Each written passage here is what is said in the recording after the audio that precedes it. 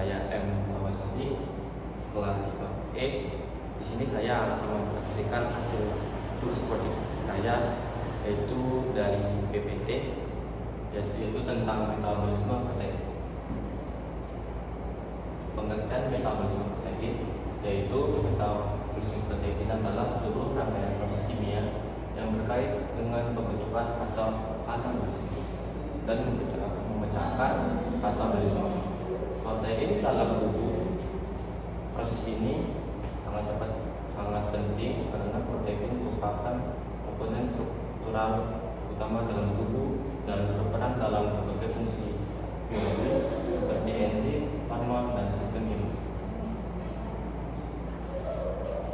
Ada juga fungsi protein dalam tubuh, yaitu struktural pembentukan jaringan otot, kulit, rambut, dan tubuh. Ada enzim matika, yaitu mempercepatkan reaksi kimia, atau misalnya amilase atau lipase. Ada juga hormonal, yaitu berperan hormon berasal dari protein, misalnya insulin.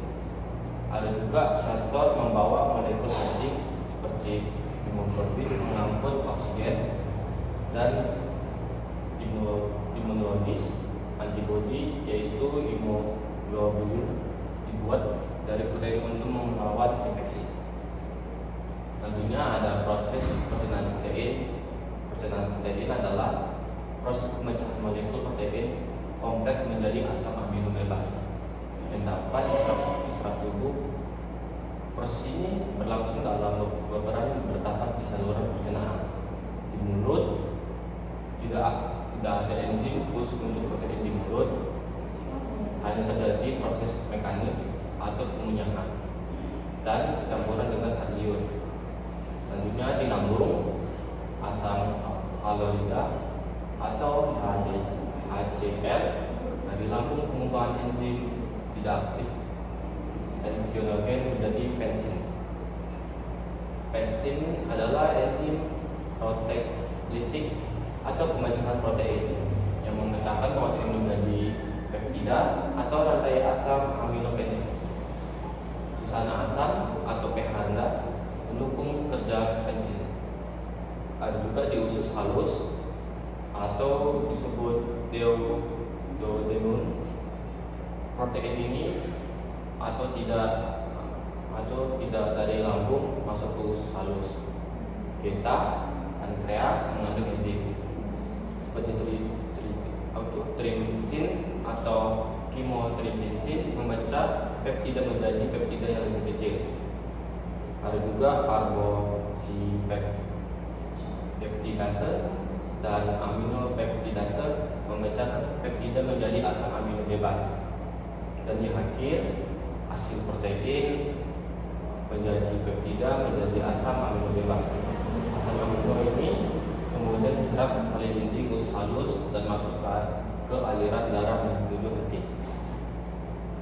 Selanjutnya ada upstream dan transportasi asam amino. Asam amino hasil pencernaan diserap oleh sel epitel usus halus melalui mekanisme transport aktif. Lalu asam amino dibawa ke hati melalui vena porta hepatika untuk diproses lebih lanjut.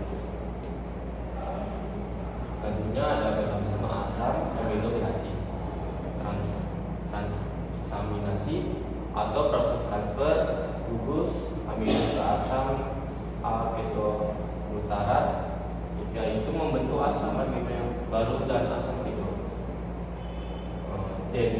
Denominasi oksidasi, yaitu menghasilkan gugus amino, menghasilkan amino atau NH3 yang bersifat toksik.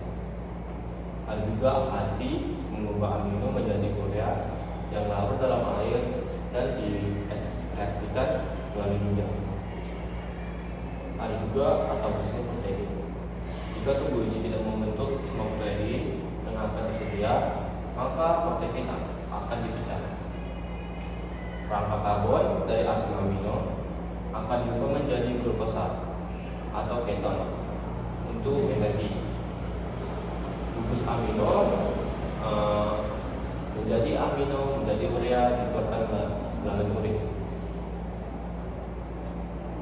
Ada juga gangguan metabolisme protein, beberapa penyakit disebabkan oleh kelainan atau metabolisme protein seperti phenylketonuria dengan PKO. Tubuh tidak dapat memecah asam amino fenilamin dan menyebabkan kerusakan otak. Ada juga kwashiorkor, kekurangan asupan protein biasanya pada anak-anak atau emeda berbuncit rambut rontok. Ada juga sirosis hati, yaitu gangguan fungsi dari hati yang bisa menghambatkan proses deaminasi dan siklus urea. Ada juga artokarpus, heterokarpus atau angka. Metabolisme protein adalah proses terpenting yang melibatkan pencernaan, menyerap, pemanfaatan, dan pengeluaran produk kecil dari protein dalam tubuh. Proses ini dimulai dari pemecahan protein menjadi asam amino pada enzim-enzim pencernaan di lambung dan usus halus. Asam amino yang dihasilkan kemudian diserap dan digunakan untuk sintesis protein baru atau diuraikan lebih lanjut jika berlebih. Dalam arti berlebihan asam amino akan mengalami transminasi dan deaminasi, menghasilkan amino yang kemudian diubah menjadi urea melalui siklus urea. Urea ini dibuang melalui urin pakai ginjal. Keseluruhan proses ini sangat penting untuk menjaga keseimbangan nitrogen dalam tubuh dan mendukung fungsi fisiologis seperti pertumbuhan, perbaikan jaringan, serta produksi enzim dan hormon. Dan sekian hasil saya. Selamat siang.